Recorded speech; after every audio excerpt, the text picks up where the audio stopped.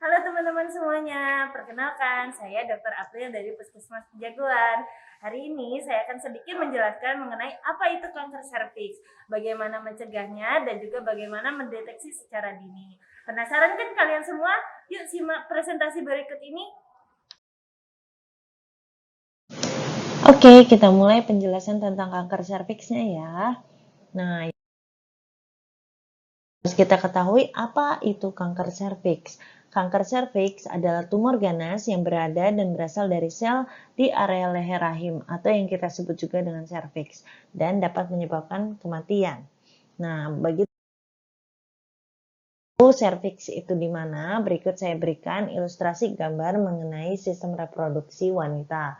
Yang menjadi fokus utama kita adalah bagian rahim, serviks, dan juga liang vagina. Bisa kita lihat di sini bahwa serviks merupakan bagian dari rahim yang menonjol ke dalam liang vagina. Sehingga dalam memeriksa atau melihat serviks, bagian dari serviks, kita harus membuka liang vagina. Kenapa sih kita perlu mengetahui dan memahami tentang kanker serviks? Perlu teman-teman pahami bahwa penyakit kanker itu jumlahnya sangat banyak di dunia maupun di Indonesia.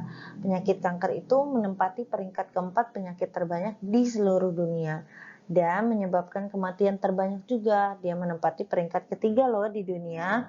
Dan di Kebumen sendiri yang termasuk ke dalam Jawa Tengah, itu termasuk ke dalam 10 besar provinsi dengan jumlah kanker terbanyak se-Indonesia.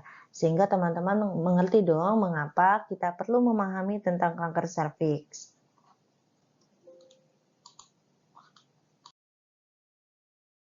Kita next ke faktor resiko.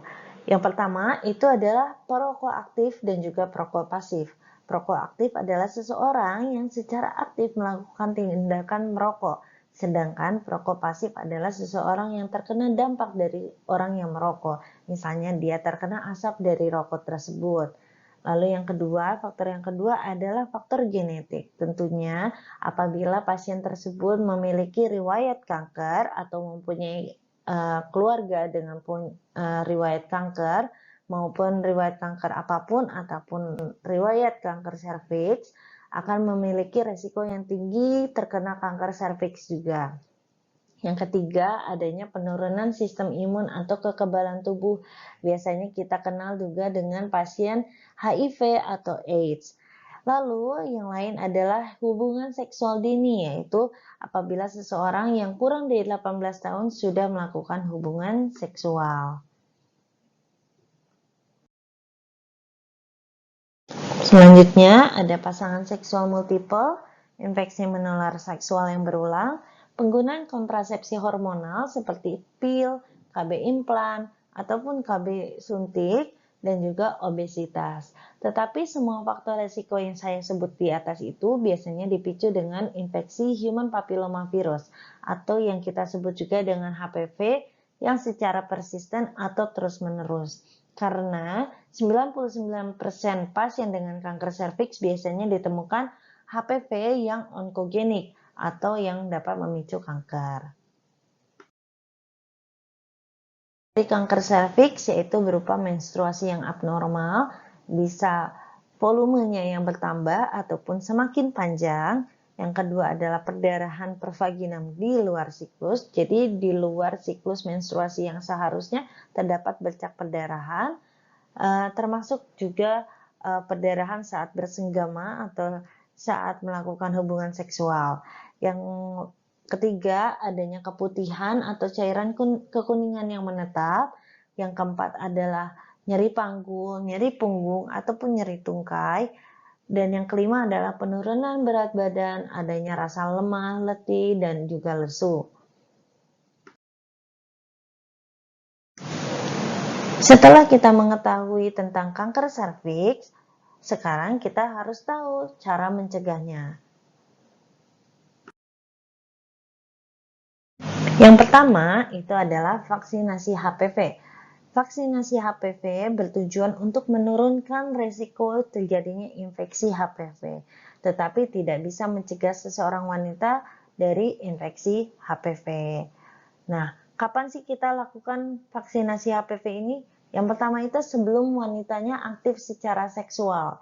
Jadi biasanya apabila seseorang sudah aktif secara seksual, biasanya resiko terkena HPV-nya itu akan sangat tinggi, sehingga vaksinasi HPV itu sudah tidak berguna lagi karena dia sudah membentuk sistem imun terhadap HPV itu sendiri apabila dia sudah aktif secara seksual. Yang kedua, biasanya kita sarankan untuk wanita yang berusia 9 sampai 12 tahun. Maka dari itu sekarang ada vaksinasi pada anak-anak sekolah untuk HPV. Yang kedua, itu kita lakukan screening atau melakukan deteksi dini. Dengan tujuan kita dapat mengetahui adanya kelainan secara lebih dini. Sehingga apabila terdapat kelainan, kita bisa melakukan intervensi atau tata laksana secara dini pula. Nah, kapan sih kita lakukan pemeriksaan screening atau deteksi dini? Nah, screening itu dilakukan bila seseorang wanita sudah berusia lebih dari 20 tahun dan segera setelah dia melakukan hubungan intim pertama kali.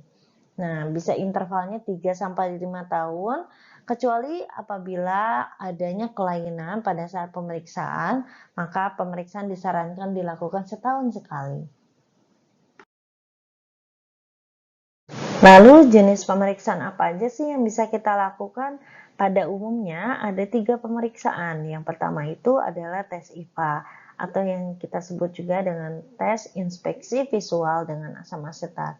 Jadi pada pemeriksaan ini kita melihat secara langsung atau dengan mata telanjang terjadinya kelainan atau tidak dengan cara kita pulas dengan larutan asam asetat 3-5% di bagian serviksnya. Lalu kita lihat apakah terjadi perubahan warna atau terdapat kelainan yang terlihat secara langsung. Biasanya membutuhkan waktu sekitar 5 menit. Dan pemeriksaan ini sangat sederhana dan dapat dilakukan oleh ibu bidan ataupun dokter yang sudah terlatih. Pemeriksaan selanjutnya berupa pap smear. Jadi pada pemeriksaan ini kita ambil sampel dari serviks lalu kita periksa di lab untuk melihat adanya kelainan atau tidak secara mikroskopik. Pemeriksaan ini membutuhkan skill yang khusus atau skill yang lebih detail.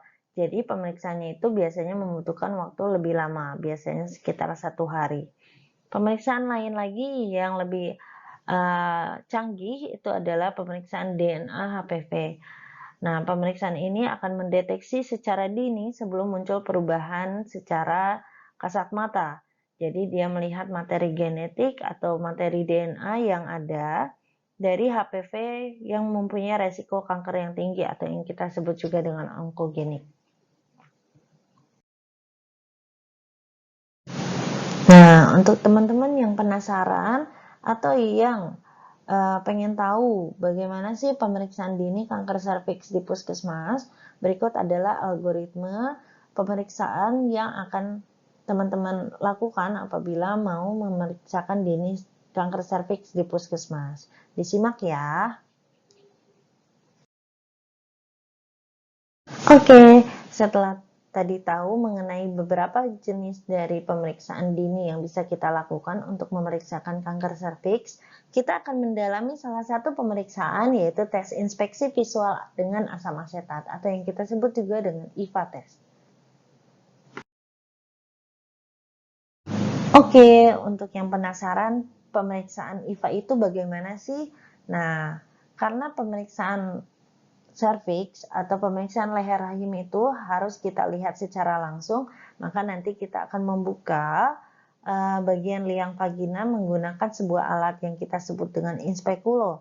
Lalu setelah kita buka, nanti kita akan lihat apakah adanya kelainan atau tidak secara kasat mata terlebih dahulu. Lalu kita mulai dengan memulas atau mengusap leher rahim dengan menggunakan larutan asam asetat 3-5%. Apabila serviksnya normal, maka akan terlihat seperti gambar di kanan bawah. Seperti ini. Namun, apabila terjadi perubahan warna menjadi warna keputihan, biasanya kita sebut dengan IVA positif. Nah, untuk melihat perubahan ini biasanya membutuhkan waktu 1 hingga 2 menit. Seperti yang saya sudah sebutkan tadi, sebenarnya pemeriksaan IVA ini bisa dilakukan dari wanita yang usianya 20 tahun dan sudah menikah atau sudah melakukan hubungan seksual. Tetapi yang kita utamakan biasanya adalah pasien-pasien yang berusia 30-50 tahun. Biasanya pemeriksaan IVA ini akan dilakukan 3-5 tahun sekali. Tetapi jika ada kelainan akan dilakukan setiap 1 tahun sekali. Nah, biasanya dilakukan oleh tenaga kesehatan yang terlatih, bisa dokter ataupun bidan.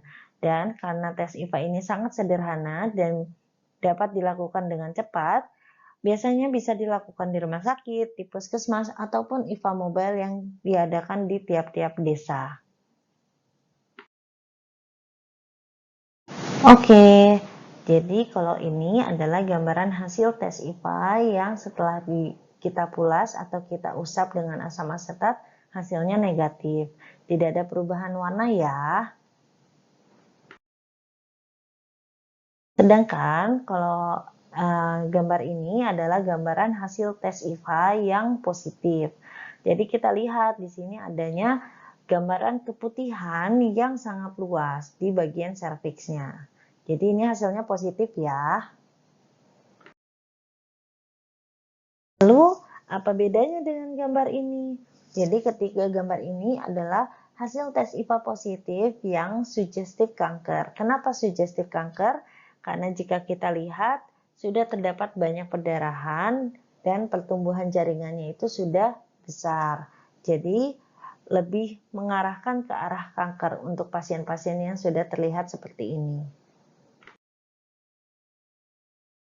Nah, jika ditemukan IVA positif, lalu apa yang harus dilakukan?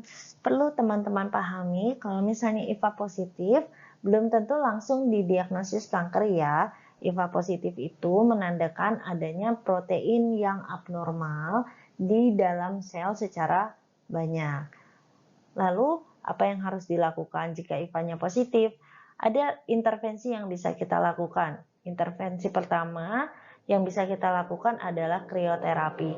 Dan krioterapi ini bisa kita lakukan loh di Puskesmas Pejagoan. Nah, krioterapi itu merupakan pengobatan dengan sebuah alat dengan cara kita mendinginkan mulut rahim atau serviksnya. Nah, indikasinya itu yang pertama kelainannya tidak sugestif kanker ya.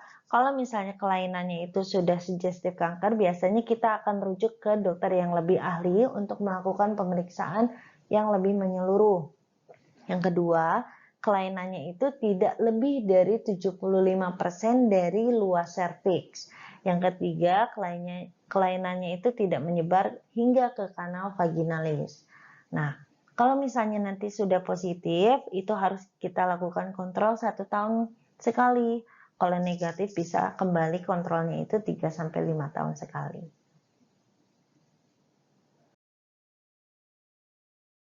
Oke, sekarang teman-teman udah siap nih mau melakukan IVA test. Apa yang harus dipersiapkan?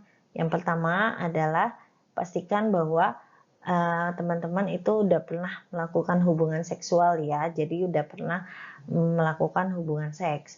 Yang kedua, itu sekarang lagi tidak hamil atau tidak sedang haid atau datang bulan. Yang ketiga, sebelum pemeriksaan IVA, jangan dulu berhubungan seks selama 24 jam. Oke, berikut adalah daftar pustaka ya, yang saya pakai untuk menjelaskan tentang kanker serviks. Oke, sekarang udah paham ya mengenai kanker serviks, lalu bagaimana pencegahan dan melakukan deteksi dininya. Yuk kita cegah kanker serviks dengan melakukan screening dan juga deteksi dini. Kalau teman-teman ada pertanyaan, boleh ya kontak kita di bawah ini atau tulis di kolom komentar. Jangan lupa juga untuk like-nya dan juga bagikan ke teman-teman yang lain agar mereka juga mengerti mengenai kanker serviks. Oke, saya Dr. April pamit undur diri dulu ya. Salam sehat semuanya. Dadah.